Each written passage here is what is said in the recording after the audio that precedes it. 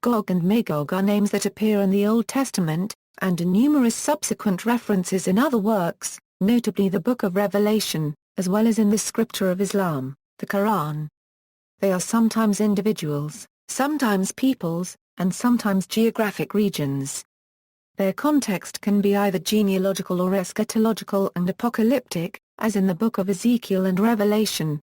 The passages from Ezekiel and Revelation in particular have attracted attention due to their prophetic descriptions of conflict said to occur near the end times. Etymology: the etymology of both the names Gog and Magog remains uncertain. The ma at the beginning of Magog may indicate a land, or it may mean from, so that Magog means of the land of Gog, or from Gog. Gog may originate as the Hebrew version of the name of Judges of Lydia, who made his kingdom a great power in the early 7th century BC, but this explanation, although common, is not universally accepted. A different theory is that Magog might be a reference to Babylon, by turning BBL into MGG, but this account, like the others, has problems. Texts: Genesis and Chronicles. Chapter 10 of the Book of Genesis, commonly called the Table of Nations, names some 70 descendants of Noah from whom the nations spread out over the earth after the deluge. Noah has 3 sons, Shem, Ham and Japheth. Magog is the second son of Japheth.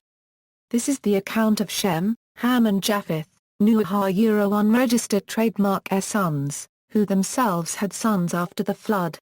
The sons of Japheth, Gomer, Magog, Madai, Javan, Tubal, Meshach and Tiras. 1 Chronicles begins with a list of genealogies repeating that in the Table of Nations but continuing well beyond. In Chapter 5, among the many descendants of Reuben, first of the 12 sons of the patriarch Jacob, it mentions an individual named Gog. Ezekiel: the 2 names first appear together in chapters 38 and 39 of the Book of Ezekiel, but here Magog is a place and not an individual. Son of man, direct your face towards Gog, of the land of Magog, the prince, leader of Meshach and Tubal, and prophesy concerning him. Say, thus said the Lord, behold, I am against you, Gog, the prince, leader of Meshach and Tubal. Ezekiel lived in the first half of the 6th century BC, and the earliest possible date for the prophecy is c. 585 BC. Scholars disagree, however, as to whether Ezekiel 38-39 was part of the original text.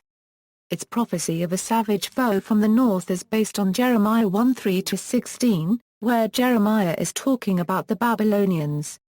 Ezekiel turns this into an eschatological enemy who will come in the latter years, an apocalypse at the end of time.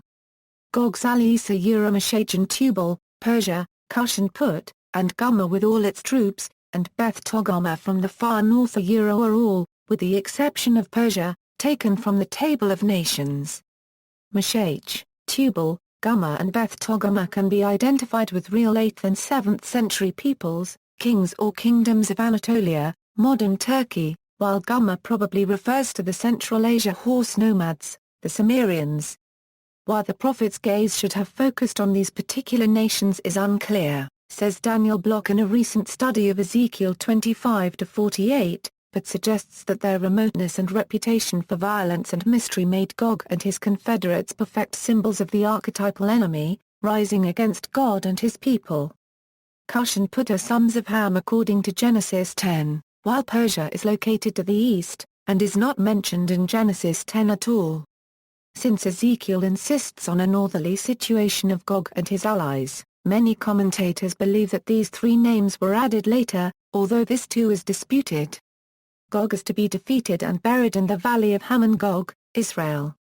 Intertestamental period, around the middle of the 2nd century BC, the Sibylline oracles mention the land of Gog and Magog is situated in the midst of Ethiopian rivers, but in a second mention links it with the Martians and Dacians, in Eastern Europe.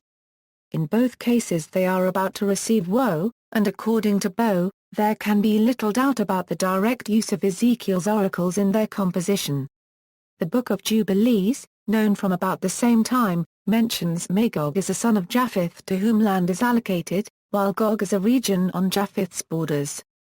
1 Enoch tells how God stirs up the Medes and Parthians to attack Jerusalem, where they are destroyed. An indebtedness to Ezekiel 38-39 has also been asserted.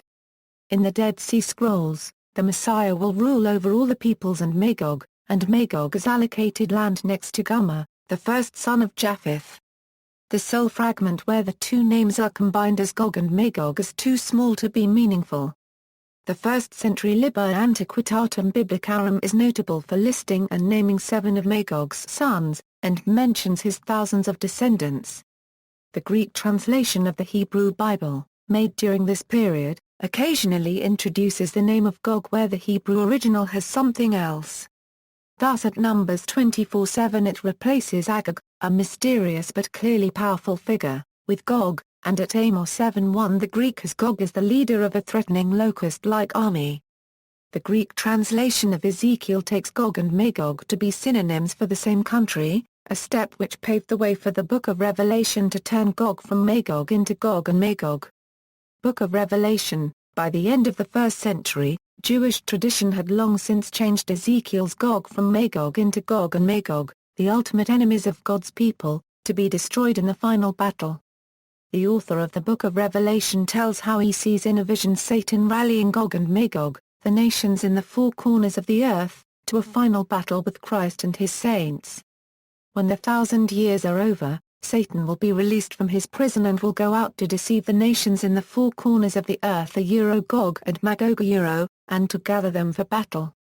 In number they are like the sand on the seashore. Ezekiel's Gog from Magog was a symbol of the evil darkness of the north and the powers hostile to God, but in Revelation, Gog and Magog have no geographic location, and instead represent the nations of the world, banded together for the final assault on Christ and those who follow him. Quran. The story of Gog and Magog is mentioned in the Quran in 2 occasions. First, in the Surat al-Kahf, and second in the Surat al-Anbiya. In Surat al-Kahf of the Quran, a pious warrior king called Dhul-Qarnayn, whom Allah gave power, journeys to the place between the east and the west. On his journey to the west, he comes across a people who live near a murky water, traditionally identified as modern-day Black Sea. He then decrees to punish those who were found to have done acts of doom and reward those who have faith and do good deeds.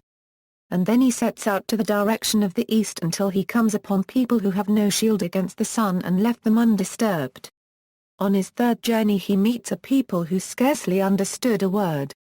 They seek his help by building a barrier that separate them from the people of Gog and Magog who do great mischief on earth, and live across the mountain. He agrees to build it for them, and warns that when the time comes, Allah will make it to dust, and the people of Gog and Magog will breach through the barrier. Surat al-Kahf, 83, they ask thee concerning Dhul-Qarnayn. Say, I will rehearse to you something of his story. 84, verily we established his power on earth, and we gave him the ways and the means to all ends. 85, one way he followed. 86, until, when he reached a setting of the sun, he found it set in a spring of murky water, near it he found a people, we said, O Dhul-Qarnayn, either to punish them, or to treat them with kindness. 87, he said, as for one who does acts of doom, we will punish him. Then he will be returned to his Lord, and he will punish him with a terrible punishment. 88, but as for one who believes and does righteousness, he will have a goodly reward, and we will speak to him from our command with ease. 89, then followed he way, 90, until, when he came to the rising of the sun, he found it rising on a people for whom we had provided no covering protection against the sun. 91, as they were, we completely understood what was before him. 92, then followed he way, 93, until, when he reached between two mountains, he found, beneath them, a people who scarcely understood a word. 94, they said, O Dhul-Qarnayn, the Gog and Magog do great mischief on earth, shall we then render thee tribute in order that thou mightest erect a barrier between us and them? 95, he said, the power, in which my Lord has established me is better, help me therefore with strength, I will erect a strong barrier between you and them. 96, bring me blocks of iron. At length, when he had filled up the space between the two steep mountain sides, he said, "Blow." Then, when he had made it as fire, he said, "Bring me, that I may pour over it, molten copper." 97, so were unable to pass over it, nor were they able to dig through it. 98, he said, "This is a mercy from my Lord, but when the promise of my Lord comes to pass, he will make it into dust. And the promise of my Lord is true." Surat al-Anbiya reads, "And there is prohibition upon the people of a city which we have destroyed that they shall not return, until the Gog and Magog are let through, and they swiftly swarm from every hill." Historical identifications, classical and medieval worlds, separate passages in the Jewish Antiquities and Jewish War of the 1st century. Jewish historian and scholar Josephus show that Jews at that time identified Gog and Magog with the Scythians. Alexander the Great, Josephus said, had locked these horse-riding barbarians of the far north behind the Caucasus Mountains with iron gates. This gate is situated in Georgia, near the Russian border in the Caucasus Mountains. Georgian kings were mentioned as guards of the Gog and Magog gate in various historical sources, both antique and medieval. Jordanes, a Goth himself, identified Magog as one of the ancestors of the Goths in his book Getica. The Goths, according to Isidore of Seville, were thought to be descended from Gog and Magog, and of the same race as the Geti. Some early Christian writers identified Gog and Magog with the Romans. After the Roman Empire became Christian, this was no longer possible, and attention switched to Rome's northern barbarian enemies. Ambrose identified them with the Goths, and Isidore of Seville confirmed that people in his day supposed that the Goths were descended from Magog, because of the similarity of the last syllable. The idea that Gog and Magog were connected with the Goths was long-standing. In the mid-16th century, Archbishop of Uppsala Johannes Magnus traced the royal family of Sweden back to Magog, son of Japheth, ancestor of the Goths. In the 6th century, the Byzantine historian Procopius of Caesarea saw Attila and the Huns as the nation locked out by Alexander, and a little later, other Christian writers identified them with the Saracens. Still later, Gog and Magog became identified with the Khazars, whose empire dominated Central Asia in the 9th and 10th centuries. In his 9th-century work Expositio in Matheum Evangelistum, the Benedictine monk Christian of Stavelot referred to them as descendants of Gog and Magog, and says they are circumcised and observing all the laws of Judaism. The 14th-century Sunni scholar Ibn Kathir also identified Gog and Magog with the Khazars, as did a Georgian tradition, which called them wild men with hideous faces and the manners of wild beasts, eaters of blood. According to the famous Khazar correspondence, King Joseph of Khazaria claimed to be a descendant of Magog's nephew Togarmah. The Mongols were the next barbarians. Early in the 13th century reports began to reach Europe of a mysterious and invincible horde from the east that destroyed Muslim empires and kingdoms, leading kings and popes to take them for Prester John, marching to save Christians from the Saracens. But when they entered Poland and Hungary and annihilated Christian armies, a terrified Europe concluded that they were Magogoli, the offspring of Gog and Magog, released from the prison Alexander had constructed for them and heralding Armageddon. The Mongolian armies decided to turn back because of the death of Agar Paragraph Deri Khan back in the east and their defeat in the Battle of Ain Jalut in Palestine. Gog and Magog became the subject of literature. The Travels of Sir John Mandeville, a 14th-century bestseller, associated the Jews with Gog and Magog, saying the nation trapped behind the gates of Alexander comprised the 10 lost tribes of Israel. Marco Polo located Gog and Magog as regions of Tenduke, a province belonging to the legendary Prester John, and governed by one George, fourth in descent from the original John.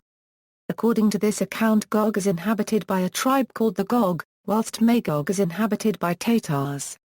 The 14th-century Muslim traveller Ibn Battuta reported that the rampart of Ya:jūj and Majuj was 60 days' travel from the city of Zaytun. The translator notes that Ibn Battuta has confused the Great Wall of China with that built by Dul-Qarnayn. A German tradition claimed a group called the Red Jews would invade Europe at the end of the world. The Red Jews became associated with different peoples, but especially the Eastern European Jews and the Ottoman Turks. Europe, The Ahmadiyya community present the view that Gog and Magog represent one or more of the European nations. They associate European imperialism after the Age of Discovery with a reference to Gog and Magog's rule at the four corners of the world in the Christian Book of Revelation. The Ahmadiyya founder Mtsulem Ahmad linked Gog and Magog to the European nations and Russia. His son and second successor, Mirza Bashir ad-Din Mahmud Ahmad further expounds the connection between Europe and the accounts of Gog and Magog in the Bible, the Qur'an, and the Hadith in his work Tafsir Kabir. According to this interpretation of Mahmud Ahmad in his commentary on Surah Al-Kahf, Gog and Magog were the descendants of Noah who populated Eastern and Western Europe long ago, the Scythians. According to Ahmadiyya teachings, the period of the Cold War between the two superpowers, USA and the Soviet Union, or the influence of communism and capitalism, the conflict and rivalry between the two and the eventual collapse of the Soviet Union all occurred in accordance with the prophecies concerning Gog and Magog. Ahmadis also cite the folkloric British interpretation of Gog and Magog as giants as support for their view. Ahmadis point out that the Arabic words for Gog and Magog, that is Ya:jūj and Ma'jūj, derive from the root word Urja, which suggests that Gog and Magog will excel all nations in harnessing fire to their service and shall fight their battles with fire. In his commentary of Surah Al-Mazad, Mirza Mahmud Ahmad, the second Ahmadiyya leader, has interpreted the two hands of Abu Lahab as Gog and Magog, the nations opposed to Islam that will ultimately be destroyed by the fire of their own making.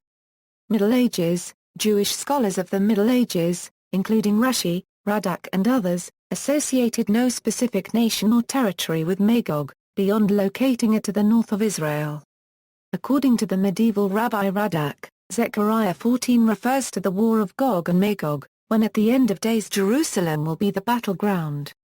In the early 19th century, some Chassidic rabbis identified Napoleon's invasion of Russia as the War of Gog and Magog, which would precede the coming of the Messiah, so that the emperor filled the role of Gog. In the 20th century, Hitler was seen as a likely candidate. Russia. During the Cold War, the futurist idea that Russia itself had the role of Gog gained popularity. This interpretation has been taken up by several futurist Christian authors and preachers since then. The popularity of this futurist theory during the Cold War can be seen in that it was openly advocated in 1971 by the then Governor of California, Ronald Reagan. During a dinner address to state legislators, Reagan said, "Ezekiel tells us that Gog, the nation that will lead all of the other powers of darkness against Israel, will come out of the north." Biblical scholars have been saying for generations that Gog must be Russia. What other powerful nation is to the north of Israel? None. But it did. The unregistered trademark T seemed to make sense before the Russian Revolution, when Russia was a Christian country.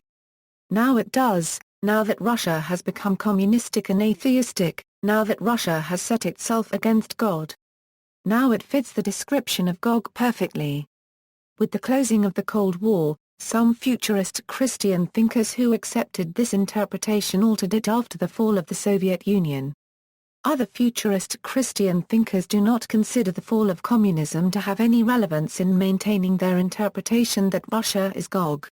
The futurist biblical interpretation that Russia is Gog is one that some Russians believe themselves, according to historian Christopher Marsh.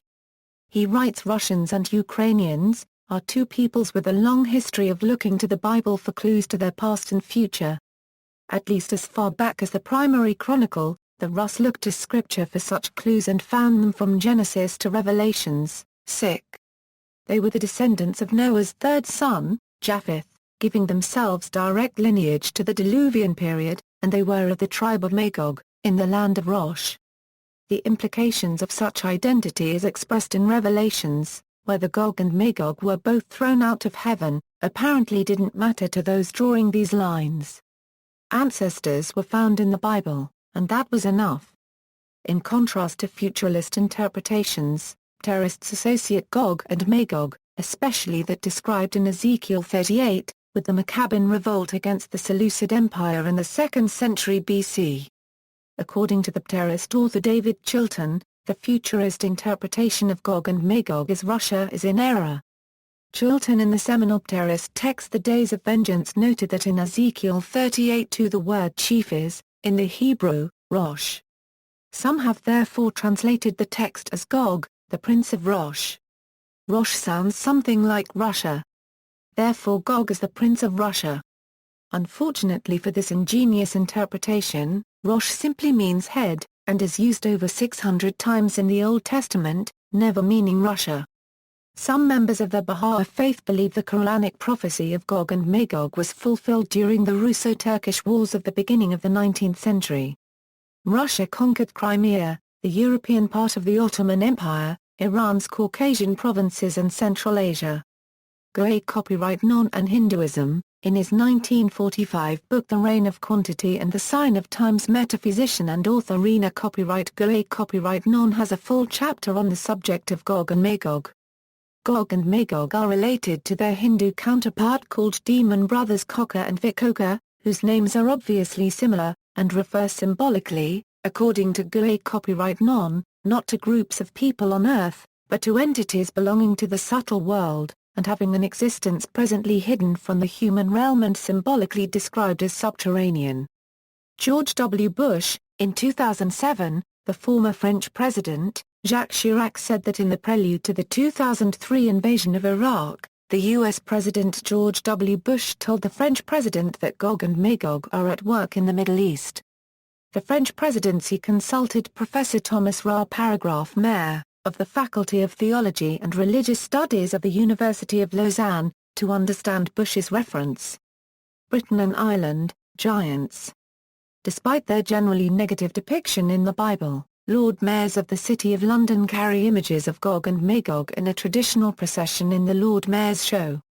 According to the tradition, the giants Gog and Magog are guardians of the City of London, and images of them have been carried in the Lord Mayor's Show since the days of King Henry V. The Lord Mayor's procession takes place each year on the second Saturday of November.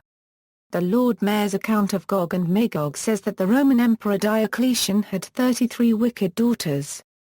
He found 33 husbands for them to curb their wicked ways. They chafed at this, and under the leadership of the eldest sister, Olba, they murdered their husbands. For this crime they were set adrift at sea.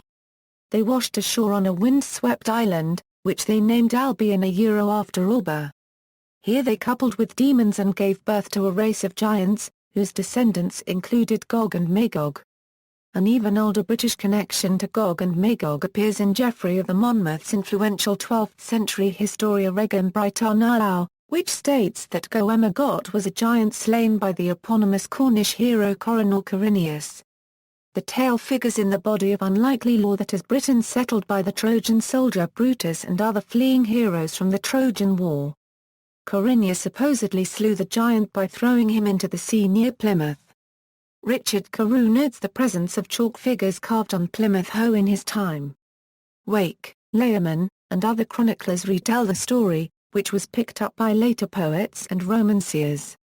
John Milton's History of Britain gives this version: the island, not yet Britain, but Albion, was in a manner desert and inhospitable, kept only by a remnant of giants, whose excessive force and tyranny had consumed the rest. Them Brutus destroys, and to his people divides the land, which, with some reference to his own name, he thenceforth calls Britain. To Corineus, Cornwall, as now we call it, fell by lot.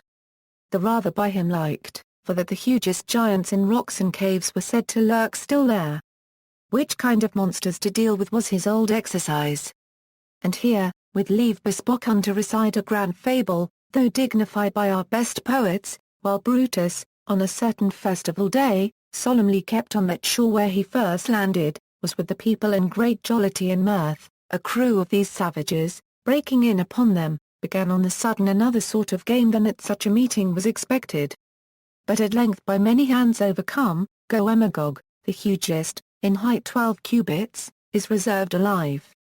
That with him Corineus, who desired nothing more, might try his strength, whom in a wrestle the giant catching aloft, with a terrible hug broke 3 of his ribs. Nevertheless Corineus, enraged, heaving him up by main force, and on his shoulders bearing him to the next high rock, threw him headlong all shattered into the sea, and left his name on the cliff, called ever since wa-Maʻjūj, which is to say, the giant's leap. Michael Drayton's Polyolbion preserves the tale as well. Amongst the ragged cleaves those monstrous giants sought, who tapple the Trojans brought, great Gog-Magog, an oak that by the roots could tear. So mighty were the men who lived there, but, for the use of arm he did not understand, except some rock or tree, that coming next to land, he raised out of the earth to execute his rage, he challenge makes for strength, and affaireth there his gage, which Corin taketh up, to answer by and by, upon this son of earth his utmost power to try.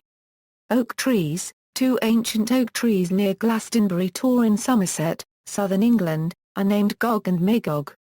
There are also a pair of very old oak trees named Gog and Magog flanking a road near Glanville's Witton and Dorset, southern England.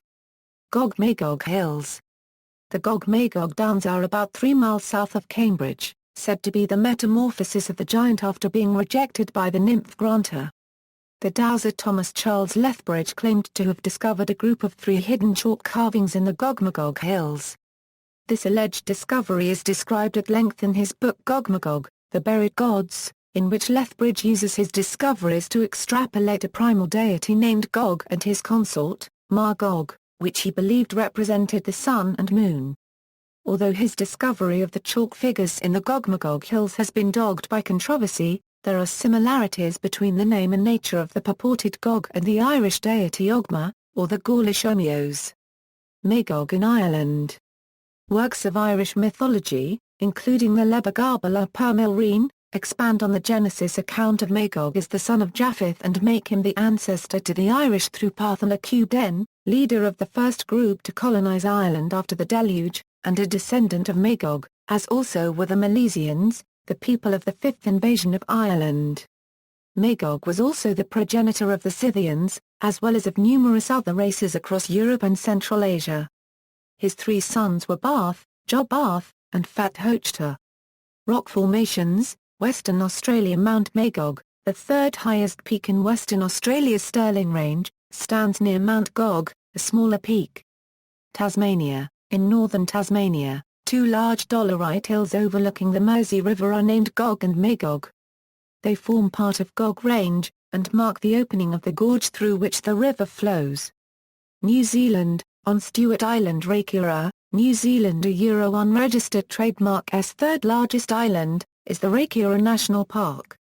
There are 2 large granite exfoliation domes named Gog and Magog, part of the remote Fraser Peaks. Colorado, 2 rock outcroppings visible from Manitou Springs, Colorado, are named after the 2 giants. British Columbia, Gog and Magog are also names given to 2 rock formations near Friendship Col, 2,000 feet above the Alpine Club of Canada's Fairy Meadows Hut in the northern Selkirk Mountains of British Columbia, Canada. References, citations. Bibliography, Beaton Holtz, Peter G. Historia and Fabula, Myths and Legends in Historical Thought from Antiquity to the Modern Age. Briller, Blenkinsop, Joseph. A History of Prophecy in Israel. Westminster John Knox Presser, Block, Daniel I. The Book of Ezekiel, Chapters 25 to 48. Erdmanzer, Baha'i, Sver. Gog and Magog, Ezekiel 38 to 39 as pretext for Revelation 19, 17 to 21 and 20, 7 to 10. Musiebeka, Boring, Eugene M. Revelation. Westminster John Knox Presser, Brooke, Kevin A. The Jews of Kazariah. Roman and Littlefielder, Butenaf, Ryu Word. The Gog and Magog Tradition in Revelation 28 ended John, H. J. Trump, Johannes. The Book of Ezekiel and Its Influence. Ashgate Publishing. Christensen, Ansarbai. Cassiodorus, Jordans, and the History of the Goths, Studies in a Migration Myth. Museum Tusculanum Pressa, Derry, T.K. A History of Scandinavia, Norway, Sweden, Denmark, Finland, and Iceland. University of Minnesota Pressa, Gow, Andrew Collin. The Red Jews, Anti-Semitism in an Apocalyptic Age, 1200 to 1600. Briller, Marshall, Robert. Storm from the East, From Genghis Khan to Kublai Khan. BBC Books. Mounts, Robert H. The Book of Revelation. Erdmanzer, Peterson, David L. The Prophetic Literature, An Introduction. John Knox Presser, Van der Chorn, Carol. Becking, Bob. Van der Horst, Peter, Ed's Dictionary of Deities and Demons in the Bible.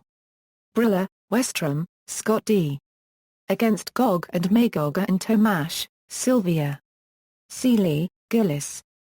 Text and Territory, Geographical Imagination in the European Middle Ages.